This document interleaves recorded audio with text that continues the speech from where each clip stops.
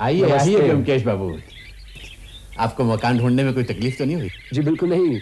मेरी पत्नी सत्यवती, मेरे मित्र अजीत। नमस्कार, स्वागत है। मुझे बेहद खुशी है कि आपने हमारा निमंत्रण स्वीकार किया। मेरी बेटी रजनी। आइए बेटी, जरा ध्यान रखना। अब आपकी तबीयत कैसी है? जी अच्छी है। यहाँ के डॉक्टर घटक दवा दे रहे हैं। अच्छा अच्छा, लीजिए, वो रहे डॉक्टर घटक। आपसे तो आपका परिचय है ही है। आप हैं हमारे यहाँ के फोटोग्राफर नकुल सरकार और आपकी पत्नी। नमस्कार। आप ब्योमकेश बाबू और अजीत। आपका नाम तो बहुत सुना है, आज दर्शन भी हो गए। अच्छा हुआ। अरे मालती भाभी नहीं आई? बस आती ही होंगी। चौधरी जी कहाँ? यहीं पर तो है। तो मिसेस शोम हमेशा की तरह लेट लतीफ। ब्योमकेश से तो परिचय है ही आपका। इन्हीं के मकान में तो किराएदार हैं हम। लीजिए, उषानाथ बाबू वहां खड़े, चुपचाप आइए। मैंने जो किताब दी पढ़ी आपने? आप हैं हमारी सरकारी ट्रेजरी के चीफ अकाउंटेंट उषानाथ घोष और इनकी पत्नी। और आप हैं कलकत्ता के मशहूर जासूस ब्योमकेश बख्शी और आपके साथी अजीत बनर्जी। ये क्या कर रहा है? अरे चौधरी साहब, कहाँ हैं आप? आइए आइए, ब्योमकेश बख्शी से मिलने के लिए बड़े बेचैन थे ना आप? मिलिए। ब्योमकेश बख्शी और आपके साथी अजीत बनर्जी। आप हैं हमारे यहाँ के बैंक मैनेजर मिस्टर अमर राहा। अच्छा, कीर्तिमान व्यक्ति से मिलने की किसकी इच्छा नहीं होती? चौधरी साहब, आप भी तो बड़े बेचैन थे ना? आइए आइए भाई, हम तो सोच रहे थे आप आ ही नहीं पाएंगे। आइए। हमारे यहाँ के डीएसपी मिस्टर पुरंदर पांडे। नमस्कार नमस्कार। आपको मिलने की कब से तमन्ना थी, लेकिन अफसोस आप हमारे यहाँ आए और हमारे पास कोई भी ऐसा पेचीदा रहस्य नहीं जो आपको पेश कर सके। यहाँ ये सब होता नहीं है, सब सीधे साधे लोग हैं। छोटी मोटी कोई चोरी ना होती हो ऐसी कोई बात नहीं, लेकिन आप लोगों के दिमाग अड़ाने योग्य यहाँ कुछ नहीं। अच्छा ही है, हम यहाँ हवा बदली के लिए आए हैं। आइए इस तरफ। आइए प्लीज। अभी अभी हमारे डीएसपी साहब ने बताया कि हमारे यहाँ पर पेचीदा रहस्यों का अत्यंत अकाल है। लेकिन जरा आप इस बात पर सोचकर देखिए कि ये बात कहाँ तक सच है, क्योंकि कल रात हमारे यहाँ एक चोर आया था।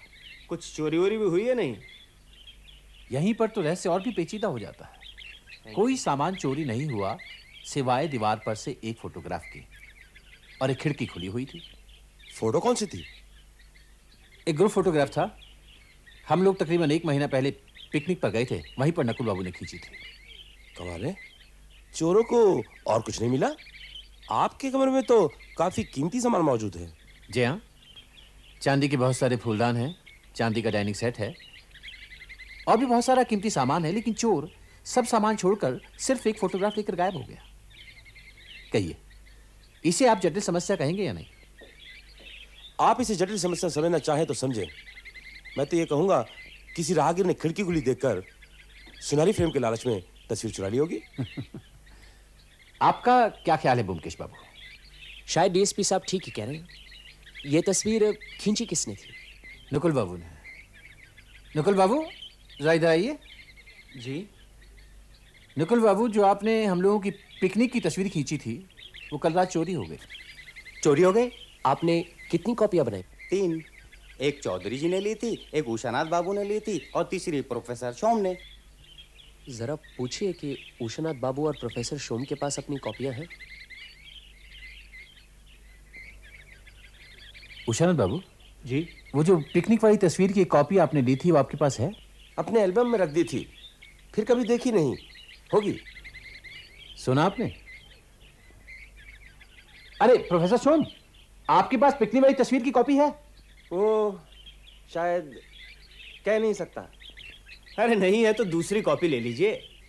नकुल बाबू, एक कॉपी मुझे भी चाहिए, मैं भी उस ग्रुप में था। वो तस्वीर अब मिलना मुश्किल है अमर बाबू। क्यों? नेगेटिव पता नहीं कहाँ खो गया। अरे नेगेटिव कहाँ गए? दूसरे नेगेटिव्स के साथ में 2 दिन के लिए कलकत्ता चला गया था। वापस आया तो देखा वहाँ पे मिल ही नहीं रहा। अरे वहीं कहीं होगी, ढूंढ कर देखना। जी नमस्कार। नमस्ते। आपको परसों रुपए दिए थे ना, फिर क्यों आया? नहीं सर, मैं रुपये मांगने नहीं आया। आपकी एक तस्वीर बनाई थी मैंने, वो दिखाना चाहता हूँ। मेरी?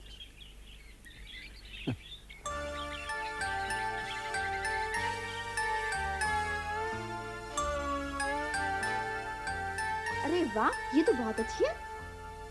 बहुत अच्छी तस्वीर बनाते हैं आप। क्या नाम है आपका? जी मेरा नाम फाल्गुनी पाल है। फाल्गुनी भाई, ये लो तुम्हारा इनाम। बहुत अच्छी तस्वीर बनाते हो तुम। शुक्रिया। अच्छा तो ये तस्वीर तुमने बनाई कैसे? किसी तस्वीर को? नहीं सर नहीं, मैंने चौधरी जी को कई बार देखा है। अच्छा अच्छा, तो तुमने तस्वीर को देखकर तस्वीर बना दी? जी सर, मैं अपनी याददाश्त से तस्वीर बना लेता हूँ। यदि आप हुक्म करें तो आपकी भी तस्वीर बना दूँ।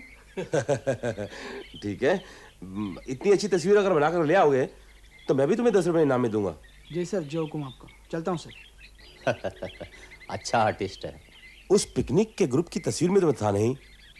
अब देखते क्या बना के लाता है। वहाँ तस्वीर चोरी की क्या बात हो रही थी? मेरे कुछ समझ में नहीं आया। आज की पार्टी में जो लोग थे वो एक पिकनिक पर गए थे। वहां उन्होंने एक ग्रुप फोटोग्राफ खिंचवाई थी। उस फोटोग्राफ का एक कॉपी चोरी हो गया है। बाकी की 2 फोटो है या नहीं कुछ पता नहीं, और तस्वीर का नेगेटिव भी नहीं मिल रहा। हर चोरी करने वाले का अलग अलग मकसद होता है। अब फाल्गुनी पाल को ही ले लो। एक बार किसी को देख लिया फिर उसके चित्र बनाने का दावा करता है। अब फोटो देखकर तस्वीर बनाना तो आसान होता है। फाल्गुनी पाल चोरी करके किसी का भी चित्र फटाफट बनाकर अच्छी खासी कमाई कर सकता है। और फोटोग्राफर नकुल खुद चोरी कर सकता है।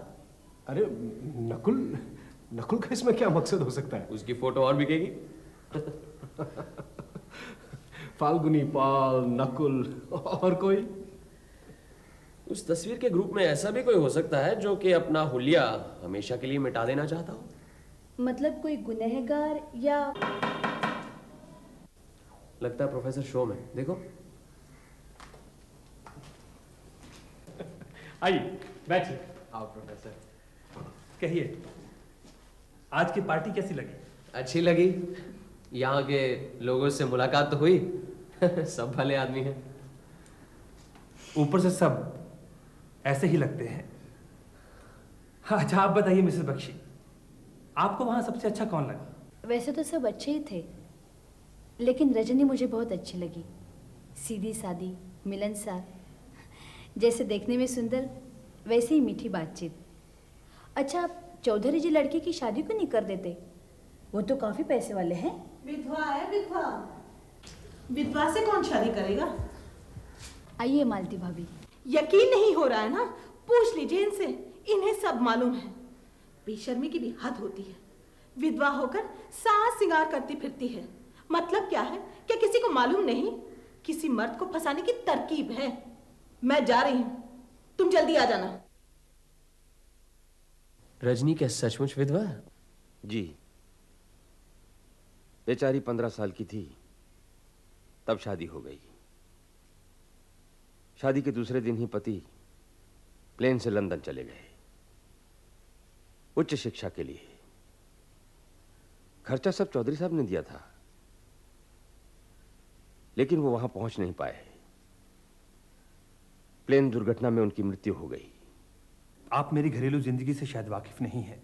मेरी जिंदगी भी चौधरी जी के जमाई जैसी है। अपने ससुर के पैसे से लंदन पढ़ने गया, वापस आकर एक कॉलेज में पढ़ाने का काम किया, लेकिन ज्यादा दिन टिक नहीं पाया। सब छोड़ छाड़ कर पिछले 7 सालों से यही पढ़ा हूं। यह मकान भी मेरे ससुर का है। बहुत कुछ बिला वजह कह गया, चलता हूं। अच्छा प्रोफेसर शोम, बुरा ना माने एक सवाल पूछना चाहता हूं। वो पिकनिक की जो ग्रुप फोटोग्राफ आपने खरीदी थी वो कहाँ है? जी वो तस्वीर मेरी पत्नी ने टुकड़े टुकड़े करके फाड़ दी थी। उस तस्वीर में मैं और रजनी पास पास खड़े थे।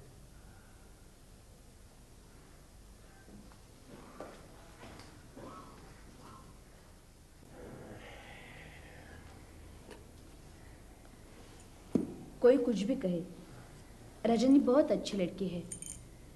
कम उम्र में विधवा हुई है। बाप अगर बेटी को संवार कर रखता है तो उसमें बुराई क्या है? आज पार्टी में एक बात देखी, तुम लोगों ने शायद गौर नहीं किया होगा।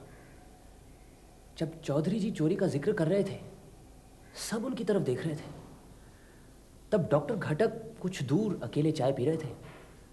रजनी मिठाई की प्लेट लेकर उनके पास गई, चुपचाप एक चिट्ठी उनकी जेब में डाल दी, फिर वहां से चली गई। मुझे लगता है मेरे अलावा ये सीन किसी ने नहीं देखा। बमकेश बाबू, चलिए आज मैं भी आपके साथ घूमता हूँ। जरूर। एक बात बताइए, उस ग्रुप फोटो को अखबार में छपवाने की कोई बात हुई थी? नहीं, उषानाथ बाबू कभी छपवाने नहीं देंगे। क्यों? वो जरा अजीब किस्म के आदमी है। उन्हें अपने सरकारी ओहदे का बहुत गर्व है।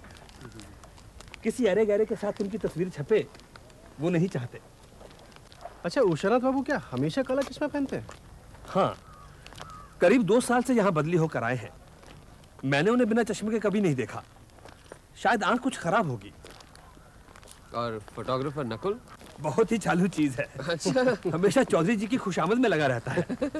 सुना है किसी जमीन के लिए चौधरी साहब से मोटी रकम उधार ली है।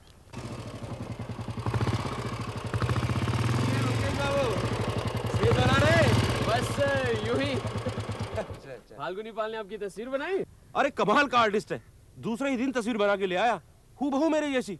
सचमुच बहुत गुनी आदमी है। 10 रुपए देने पड़े। रहता कहाँ है? अरे बस ये मत पूछो, इधर उधर रात कहीं भी काट लेता। शराब, गांजा, चरस कुछ भी तो नहीं छोड़ता। चौधरी जी को दे आई, उन्होंने अपने बंगले के कोने में रहने का इंतजाम कर दिया। आप सुबह सुबह कहाँ चल दिए? अरे बस चौधरी जी के यहाँ जा रहा हूँ, सुना उनकी तबीयत खराब है। अच्छा, क्या हुआ? अरे होगा क्या, दमे के मरीज है। सोचता हूँ मैं भी मिलाऊं। तो फिर पीछे बैठो ना, लौटते वक्त आपको छोड़ दूंगा। अच्छा बमकेश बाबू। अच्छा, चौधरी जी से कहना मैं शाम को आऊंगा। हाँ, मैं कह दूंगा। और अब मैं चलता हूँ।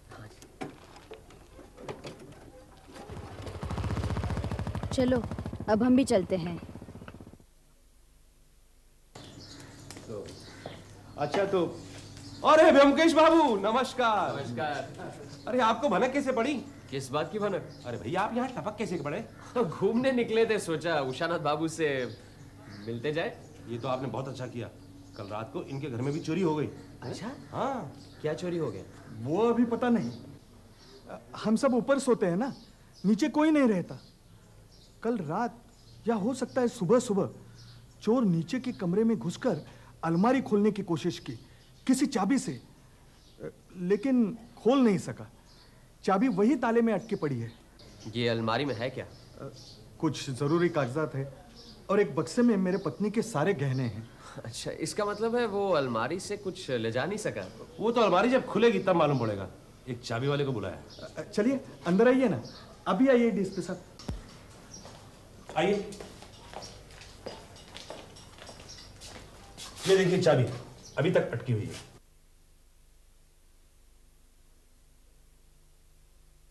आइए इधर आइए। इस रेडियो पर एक चांदी की परी रखी थी, करीब 8 इंच लंबी। वो यहां से गायब है। और कुछ? जी नहीं, और कुछ नहीं। इतनी चीजों के रहते हुए चांदी की परी क्यों ले गया? क्या पता, ये बताना तो आपका काम है। अरे उषानाथ बाबू जी। अरे अंदर बुलाया है तो बैठने को नहीं कहोगे? अरे आइए बैठिए ना, बैठिए। ऐसा नहीं हो सकता कि आपका लड़का या आपकी पत्नी परी को ऊपर ले गया? जी नहीं। किसी पर शक है? इनका एक नौकर कह रहा था कि कल रात करीब 7, साढ़े 7 बजे एक पागल सा आदमी उषानाथ बाबू से मिलने आया था। नौकर ने उसे बाहर से भगा दिया, लेकिन उसने जो उसका हुलिया बयान किया उससे मालूम पड़ता है कि वो फाल्गुनी पाल है। हाँ, मैंने एक पुलिस वाला उसके पीछे भेजा है।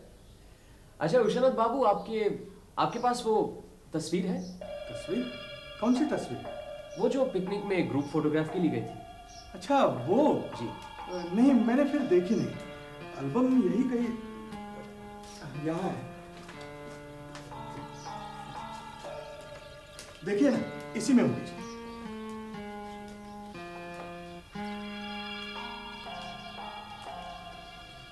इसमें तो सिंगल या 2 जनों की तस्वीरें नजर आती हैं। ग्रुप फोटोग्राफ तो कोई है ही नहीं है। देखिए। उषानाथ बाबू, आप बेफिक्र रहिए, चोर ने कोई चोरी नहीं की है। अलमारी में गहनों का बक्सा भी सुरक्षित है। हो सकता है ढूंढने पर वो चांदी की परी मिल जाए।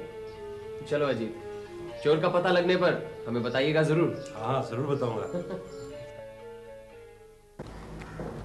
एल्बम देखते समय उषानाथ बाबू ने एक बार अपना चश्मा ऊपर किया था, तुमने गौर किया? नहीं, कोई खास बात थी? उनकी बाईं आंख पत्थर की है। हैं?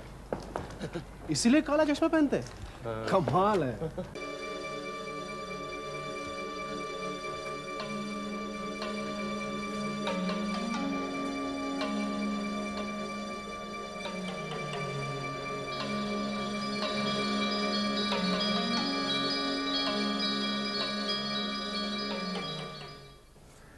आप लोग पुलिस के आदमी है ना, मेरे घर की तलाशी लेना चाहते हैं? लीजिए, पूरी तसल्ली के साथ तलाशी लीजिए, लेकिन कुछ मिलेगा नहीं आप लोग को।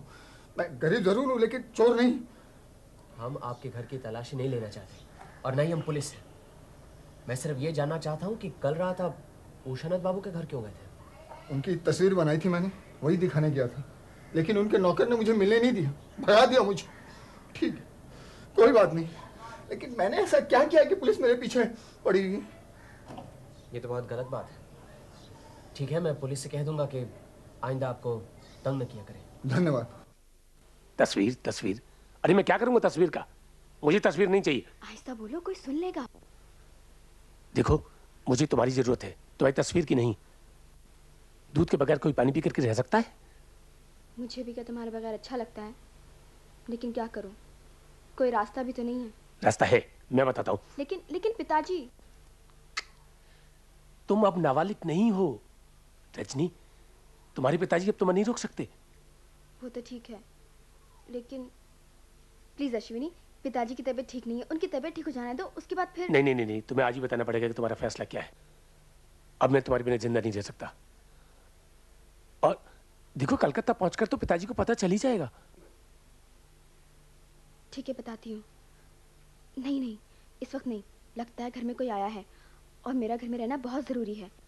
तुम ऐसा करो, तुम रात को 10 बजे यहीं आ जाना, मैं यहीं मिलूंगी, फिर तब आराम से बात करेंगे। ठीक है, मैं जाती हूँ। सुनो तो,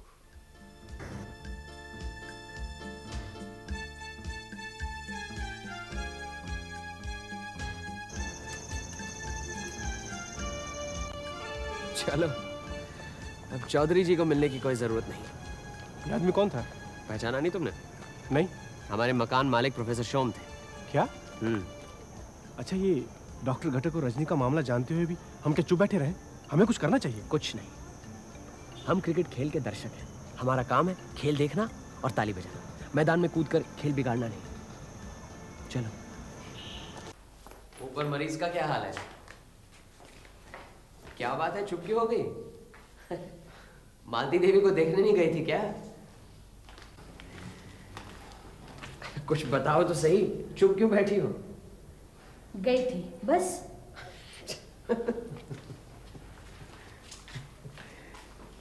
क्या बात है भाभी, नाराज क्यों? उस सड़ी औरत के पास जाना ही गलती थी। क्यों? इतनी गंदी और गलीज है, सारा वक्त अपने पति को गाली देती रही। छी।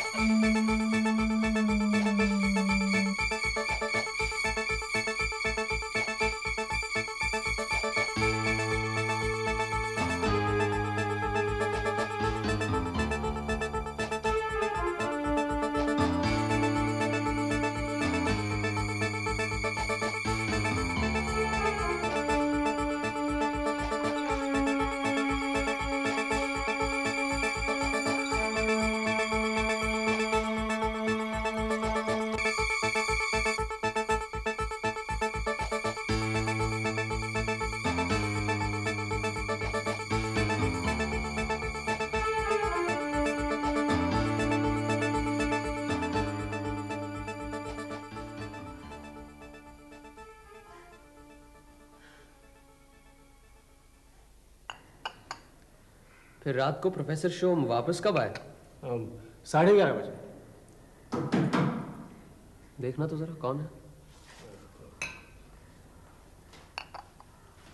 अच्छा बताओ तो कौन आया होगा? लगता है कोई पहली बार ही आया है। नमस्कार। नमस्कार ब्योमकेश बाबू, इधर से गुजर रहा था, सोचा आपको बता दूं। शायद आपको नहीं मालूम, फाल्गुनी पाल वही जो तस्वीरें बनाता था, चौधरी जी के कुएं में डूबकर मर गया। अरे कब? शायद कल रात ही, ठीक से कह नहीं सकता। हमेशा नशे में धुत रहता था, गिर पड़ा होगा। अच्छा चलता हूँ। Good morning professor. Good morning. और आपकी पत्नी कैसी है? मालती का बुखार तेज हो गया है, शायद निमोनिया है, बीच बीच में उल्टा सीधा बकती रहती है। डॉक्टर घटक को खबर दी आपने? डॉक्टर घटक से कुछ फायदा नहीं, मैंने दूसरा डॉक्टर बुलवाया है। क्यों, भरोसा नहीं आपको उन पर? जब मैं यहाँ आया था तो आपने उन्हीं की सिफारिश तो की थी। प्रोफेसर शोम, कल रात 11 बजे आप कहाँ थे? मैं तो, किसने कहा कि मैं कहीं गया था? मैं तो, झूठ बोलने से कुछ फायदा नहीं। आपकी पत्नी की तबीयत अगर बिगड़ी है तो इसके जिम्मेदार आप हैं। कल रात आपके पीछे पीछे रास्ते पर निकली थी। अगर इस बीमारी से उनकी मौत हो जाए तो? मालती, ब्योमकेश बाबू, यकीन मानिए मुझे कुछ नहीं मालूम। लेकिन हमें मालूम है, इसलिए आगाह किए देता हूँ, ये सब बंद कीजिए। आप शादीशुदा हैं। चलो अजीत।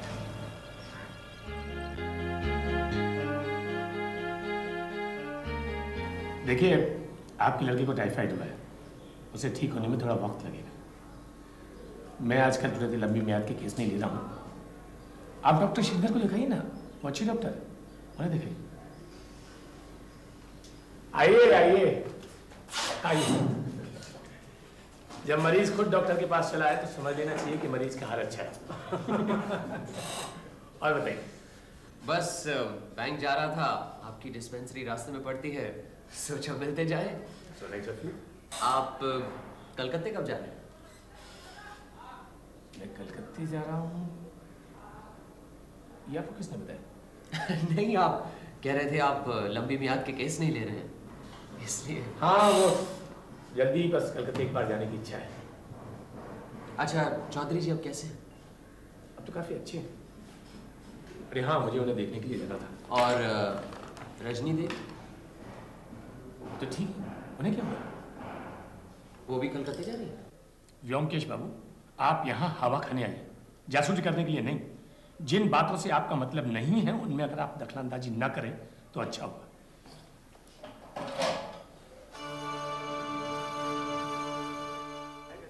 आइए आइए ब्योमकेश बाबू, आइए बैठिए।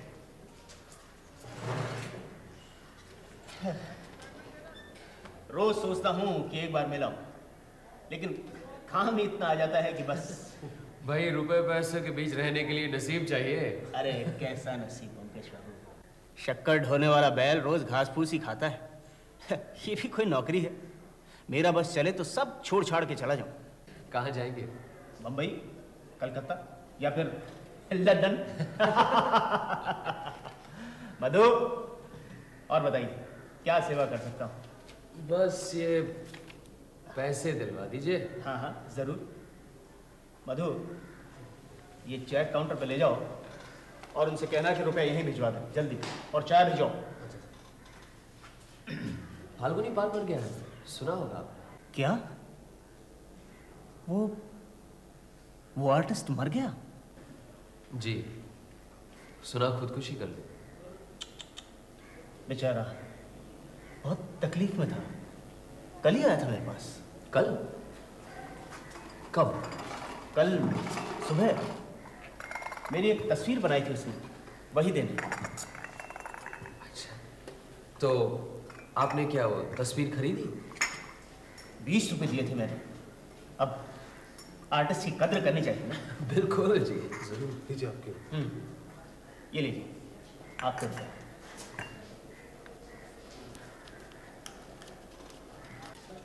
इस बार 31 दिसंबर इतवार है, 1 जनवरी की छुट्टी है और 30 दिसंबर शनिवार आधे दिन की छुट्टी है। तो मैं सोचता हूँ मैं भी 30 दिसंबर को कलकत्ता जाऊँ, 2.5 दिन की छुट्टी है। बहुत बहुत धन्यवाद। अच्छा अमर बाबू। अच्छा। अरे भोमकेश बाबू, आपकी बात बिल्कुल सच निकली। अच्छा। अलमारी में से कुछ भी चोरी नहीं गया, और तो और चांदी की परी भी मिल गई। पर वो ग्रुप फोटोग्राफ नहीं मिला, यही ना? हाँ, बिल्कुल ठीक है। बैठिए। शुक्रिया। अच्छा, वो चांदी की परी कहाँ मिली? चौधरी के कुएं में। फाल्गुनी की लाश निकालने के बाद वो कुएं में ही मिली। और कुछ? और क्या मिलेगा? कुछ नहीं। पोस्टमार्टम की रिपोर्ट आ गई? हाँ, पोस्टमार्टम की रिपोर्ट से साफ जाहिर है कि उसकी मौत कुएं में गिरने से नहीं, बल्कि मौत के बाद उसकी लाश को उठाकर कुएं में फेंक दिया गया था। मतलब कल रात किसी ने उसकी हत्या की है और फिर उसे उठाकर कुएं में फेंक दिया। उसने खुदकुशी नहीं की? नहीं, बिल्कुल नहीं। नहीं, लेकिन फाल्गुनी जैसे बेकार आदमी को मारकर किसी को क्या फायदा हो सकता है? कुछ तो फायदा होगा, वरना कोई उसका खून क्यों करने लगा? अच्छा, वो चांदी की परी कुएं में कैसे पहुंची? भाई, हो सकता है फाल्गुनी चोर हो, यू नो। उसके शरीर पर किसी जख्म या चोट के निशान पाए गए थे? नहीं, लेकिन उसकी पेट में भारी मात्रा में अफीम मिली है। शराब के साथ अफीम मिलाई गई थी। समझा। देखिए डीएसपी साहब, फाल्गुनी की मौत कैसे हुई ये कोई बड़ी बात नहीं है, लेकिन क्यों हुई इसका हमें पता लगाना है।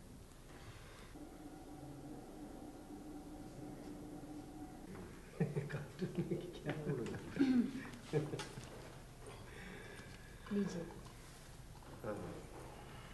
तुम्हारे तस्वीर चोर का क्या हुआ? आज रात तो हम यहाँ से जा रहे हैं। आज 30 दिसंबर है, शनिवार। आज रात को ही उस तस्वीर चोर का भी पता लग जाएगा। कैसे? पहले हमें बैंक जाना है, वहां से अकाउंट बंद करवा के तो पैसे निकलवाने हैं। फिर चौधरी जी के यहाँ भी जाना है, गाड़ी जो लेनी है उनकी। कौन है तस्वीर चोर? कल सुबह कलकत्ते पहुंचकर सब बता दूंगा तुम्हें। अजीत, तुम सत्या को लेकर स्टेशन आ जाना, मुझे वहां जल्दी पहुंचना है। क्यों? कल इतवार है, परसों 1 तारीख सोमवार, 2 दिन छुट्टी है, इसीलिए काफी लोग कलकत्ता जा रहे हैं। उन्हीं लोगों में हमारा तस्वीर चोर भी है। वहीं पर डीएसपी साहब के साथ अपॉइंटमेंट है। चलो पहले बैंक जाना है, बैंक आज आधा दिन का ही है। नमस्कार विश्वनाथ बाबू। नमस्कार। कलकत्ता जा रहे हैं? किसने कहा मैं कलकत्ता जा रहा हूँ? नया सूटकेस जो खरीदा है, सोचा शायद। अच्छा, आपकी वो चांदी की परी मिल गई?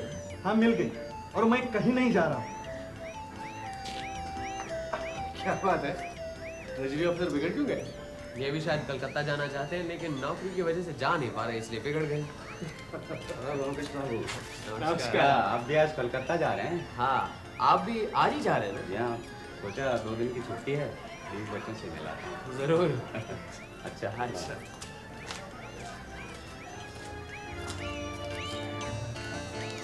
वो देखो, डॉक्टर खटक भी शायद रुपए निकाल रहे हैं।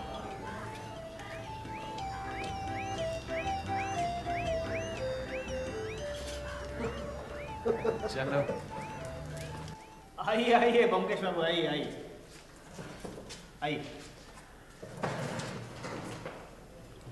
रुपया पैसा जो निकालना है निकाल लीजिए, कल परसों 2 दिन की छुट्टी है। रुपए निकालने ही आए हैं? अच्छा। आप आज जा रहे हैं? हाँ, आज रात की गाड़ी से। वापस कब लौटे? बस परसों रात लौटाऊंगा। नमस्कार चौधरी जी। नमस्कार। हाय हाय। अच्छा कि आप चले आए। दरअसल मैं एक दुविधा में हूँ। क्या हुआ? रजनी कल रात कलकत्ता चली गई बिना आपको बताए? नहीं, ऐसी कोई बात नहीं है। तो फिर दुविधा कैसी? कलकत्ते में रजनी की एक मौसी रहती है। कल हम लोगों को एक तार मिला कि मौसी बहुत बीमार है, रजनी फौरन चली आए। तो रजनी कल रात को ही कलकत्ता चली गई। लेकिन अभी अभी मुझे ये 2 चिट्ठियां मिली, जिनमें से एक रजनी की मौसी की चिट्ठी है, खुद उनके हाथ की लिखी हुई। बिल्कुल मामूली चिट्ठी है, जैसे अक्सर आती है। इसमें बीमारी का कोई जिक्र नहीं है। और ये एक दूसरी चिट्ठी मिली है, बिल्कुल बेनामी।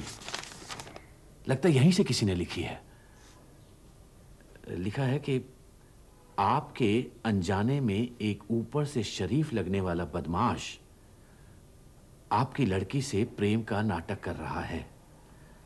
वो दोनों अगर यहां से भाग गए तो आपकी जो अच्छी खासी बदनामी होगी वो आप समझ सकते हैं। मैं आपको आगाह किए देता हूं, डॉक्टर घटक एक विश्वासघाती आदमी है, उस पर भरोसा मत कीजिए। ये तो पता नहीं किसने लिखी है, लेकिन अगर ये बात सच है तो। डॉक्टर घटक को तो आप जानते हैं, आपको क्या लगता है वो ऐसा काम करेगा? डॉक्टर घटक लगते तो शरीफ आदमी हैं, अक्सर यहां आते भी रहते हैं, लेकिन अब किसी के मन में क्या है ये कैसे कहा जा सकता है? वैसे आजकल डॉक्टर यही हैं? हाँ है, आज सुबह ही तो उन्हें देखा। फिर कोई बात नहीं, लगता है यूं ही किसी ने झूठी बेनामी चिट्ठी लिख दी है। लेकिन डॉक्टर घटक आज रात ही कलकत्ता जा रहा है। हैं? फिर? आप परेशान मत होइए चौधरी जी, आपकी लड़की समझदार है, ऐसा कुछ काम नहीं करेगी जिससे आपकी बदनामी हो। बस बस, आपके मुंह में घी शक्कर, भगवान करे ऐसा ही हो। चौधरी जी आपके पास एक अनुरोध लेकर आया हूं। हाँ हाँ कहिए। आपकी मोटर गाड़ी चाहिए, आज रात रेलवे स्टेशन जाना है, कुछ जरूरी काम है। ये भी कोई पूछने की बात है, आप ही की गाड़ी है, जब चाहे ले जाइए। बहुत बहुत धन्यवाद। रघु,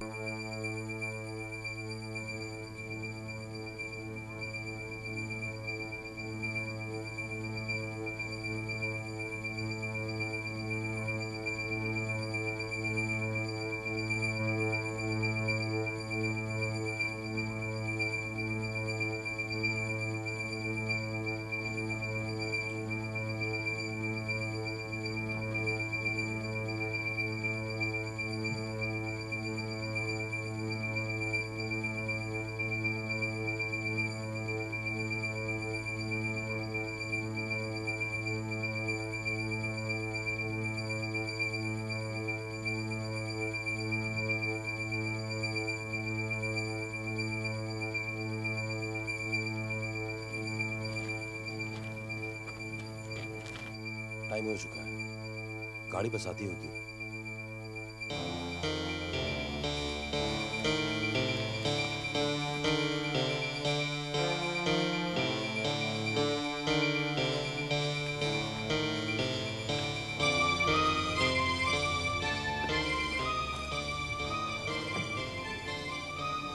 आज आप जा नहीं पाएंगे अमर बाबू,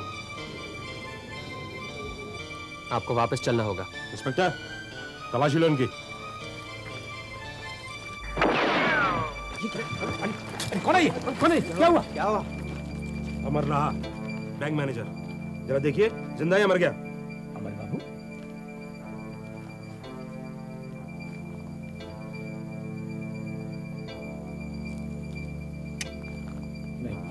अमर बाबू मर गए? क्या हुआ? इनकी दाढ़ी कहाँ गई? इंस्पेक्टर। Yes sir. कांस्टेबल बुलाओ। सिपाही। ये तस्वीर बैंक मैनेजर अमर बाबू के सूटकेस में से मिली थी, डीएसपी साहब ने मुझे दी है, प्रेजेंट।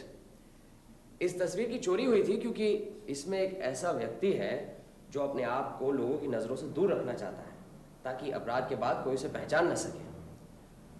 अब सवाल यह था कि चोरी कौन कर सकता है। अब इस तस्वीर के लोगों को एक एक करके पकड़ते हैं, औरतों और बच्चों को छोड़ देते हैं क्योंकि उनका इसमें कोई काम नहीं है। पहले आते हैं चौधरी जी। चौधरी जी प्रतिष्ठित और रईस आदमी हैं, उम्र हो चुकी है, रुपए पैसे की कोई कमी नहीं है, और फिर शहर में उन्हें हर कोई जानता है, इसलिए वो ये तस्वीर क्यों गायब करने लगे। फिर आते हैं डॉक्टर घटक पर। डॉक्टर घटक पढ़े लिखे आदमी हैं, वो रजनी को प्यार करते हैं, इसलिए उसे भगा कर ले भी गए तो कानून की नजरों में ये कोई जुर्म नहीं है क्योंकि वो बालिग है, इसीलिए वो क्यों ये तस्वीर चुराने लगे। फिर आते हैं हमारे प्रोफेसर शोम। हाँ, इनकी तस्वीरें तो चारों तरफ लगी हुई हैं, घर में, कॉलेज में, नकुल फोटोग्राफर के स्टूडियो में भला ये एक तस्वीर क्यों चुराने लगे? अब रह गए ये दो, उषानाथ बाबू ट्रेजरी ऑफिसर और बैंक मैनेजर अमर राहा। भाग जाने पर इन दोनों का ही फायदा है और इनके अख्तियार में तो दूसरों के लाखों रुपए हैं। पहले लेते हैं उषानाथ बाबू को। ये हमेशा काला चश्मा पहनते हैं और चश्मा खोलने पर यह पता लगता है कि उनकी एक आंख पत्थर की है, इसलिए उनका छुपा रहना मुश्किल है। फिर बीवी है, एक बच्चा है, सरकारी नौकरी पर भी गर्व है उन्हें, वो ये काम नहीं कर सकते। अब रह जाते हैं अमर राहा। अमर बाबू की शादी नहीं हुई थी, तनख्वाह अच्छी ही थी, लेकिन उन्हें अमीर बनने का बहुत मोह था। हमेशा टिप टॉप रहते, सपने देखते थे कलकत्ता, बंबई, लंदन का। लगता है कि काफी दिनों से प्लान बना रहे थे। जब अपने मंसूबे को काम में लाने का वक्त आया, तब कुछ अप्रत्याशित रुकावटें खड़ी हो गई। सबके साथ पिकनिक में फोटो खिंचवानी पड़ी। न खिंचवाते तो लोगों को शक हो जाता, इसीलिए खिंचवाई। सोचा था बाद में उड़ा लेंगे।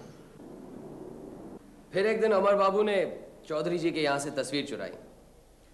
अगले दिन पार्टी में उन्हें ऐसा लगा कि सिर्फ तस्वीर चुराने से उन्होंने कोई अक्लमंदी की बात नहीं की है, इसलिए उन्होंने तस्वीर के साथ साथ एक चांदी की मूर्ति भी चुराई और वहां अलमारी में एक चाबी रख दी।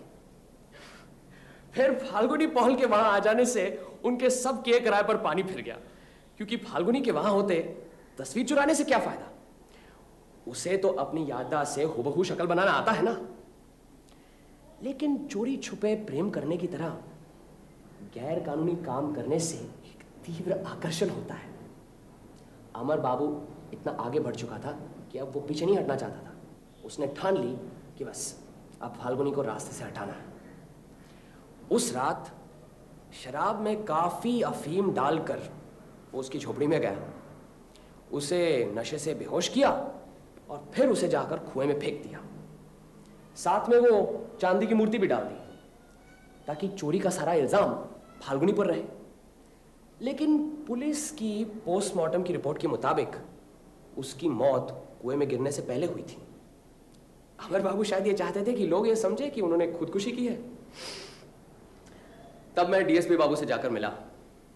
मुझे जो शक था मैंने उनको बताया, जिस तरह की अभी तुम्हें बता रहा हूं। वो भी मेरी बात समझ गए। उन्होंने 24 घंटों की निगरानी अमर बाबू पर रखी। हम उसे रंगे हाथ पकड़ना चाहते थे। प्लान ये था कि रेलवे प्लेटफॉर्म पर वो माल समेत पकड़ा जाए, लेकिन मुझसे एक बड़ी गलती हो गई। क्या? अमर बाबू बैंक का मैनेजर था ना, इसीलिए उसे पिस्तौल का लाइसेंस मिल सकता था। ये बात मेरे ध्यान में नहीं आई। ओह, अच्छा। अमर बाबू शनिवार 30 तारीख को ही भागेंगे, ये कैसे पता चला? कोई भी दिन जा सकते थे। अगले महीने की 2 तारीख से लोगों की तनख्वाह बटेगी, उससे पहले ही सारा रुपए बैंक में जमा था। यही तो मौका था ज्यादा से ज्यादा रुपए लेकर भागने का। और फिर उसके साथ 2 दिन की छुट्टी भी तो थी। बहुत से लोग कलकत्ता जा रहे थे, वो भी अगर जाए तो कोई शक नहीं करेगा। अच्छा, चौधरी बाबू को बेनामी चिट्ठी किसने लिखी, इसका पता नहीं लगा। हमारे प्रोफेसर शोम ने। क्या करे बेचारा, अपनी औरत से बहुत परेशान था, इसीलिए तो रजनी की ओर आकर्षित हुआ और वहां डॉक्टर घटक के सामने बिल्कुल टिक नहीं पाया। इसीलिए चौधरी जी को उसने ये बेनामी चिट्ठी दी। और कुछ नहीं, बहुत हो चुका। चले। अरे सत्या, तुमने असली बात तो मुझसे पूछी नहीं। क्या? रजनी के बारे में। अरे हाँ, क्या हुआ उसका? उसने कलकत्ते जाकर डॉक्टर घटक से रजिस्ट्री शादी कर ली। अच्छा?